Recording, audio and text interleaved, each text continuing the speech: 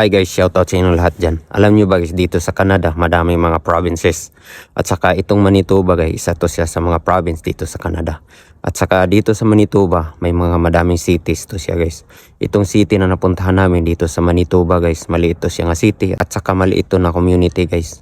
Alam nyo guys, pag nalalaman nila na galing ka ng farm guys, ang bilis ka matanggap. May mga company dito sa city na napuntahan namin na tinatanong ka saan ka galing. Itong city na to guys, kilala to siya sa mga farming guys. Kasi yung mga tao dito guys, hinahanap nila guys yung mga skills at saka gaano ka magtrabaho. Basta malalaman ng mga company guys na galing ka sa mabigat nga trabaho guys. Ang mga tao kasi dito guys, namimili.